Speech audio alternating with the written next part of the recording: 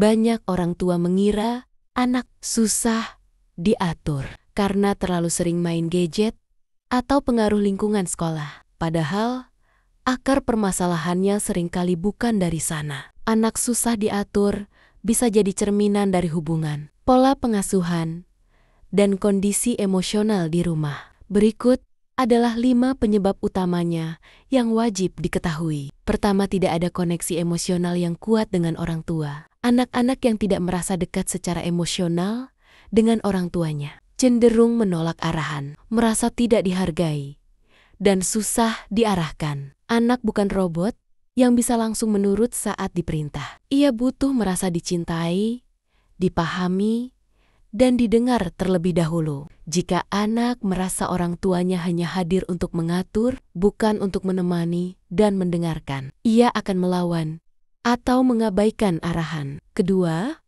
pola asuh tidak konsisten. Jika orang tua kadang membolehkan, kadang melarang, atau sering mengubah aturan seenaknya, anak akan bingung dan kehilangan arah. Anak butuh kejelasan dan batasan yang stabil. Jika hari ini boleh bermain sampai malam, tapi besok dilarang tanpa alasan jelas, anak akan mulai menguji batasan. Ketidakkonsistenan ini membuat anak jadi tidak respek pada peraturan. Ketiga, terlalu banyak perintah, minim interaksi hangat. Orang tua sering hanya hadir saat memarahi, menyuruh, atau melarang, tapi jarang hadir saat anak ingin bermain, ngobrol, atau bercerita. Anak tidak akan menurut hanya karena disuruh. Ia perlu merasa dihargai dan punya hubungan yang hangat. Semakin banyak hubungan hangat, semakin besar pengaruh positif orang tua dalam perilaku anak. Keempat,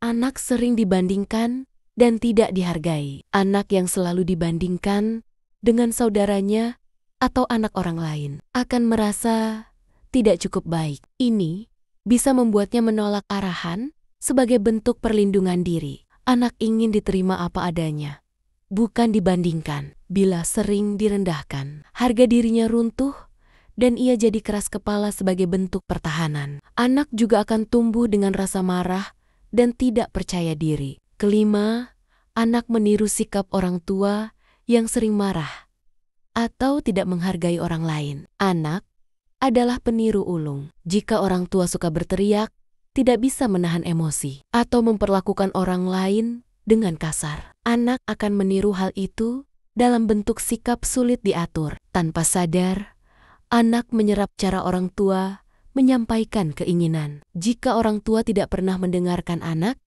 anak pun enggan mendengarkan. Anak belajar dari apa yang dilihat, bukan hanya dari nasihat. Anak susah diatur bukan karena ia bandel atau keras kepala, tapi karena ia sedang berjuang mengekspresikan sesuatu yang belum bisa ia ungkapkan dengan kata-kata. Bukan gadget atau sekolah yang salah, melainkan interaksi dan hubungan di rumah yang perlu dievaluasi. Maka, sebelum memperbaiki anak, perbaikilah jembatan hati antara orang tua dan anak. Disitulah kunci dari perubahan yang lebih baik.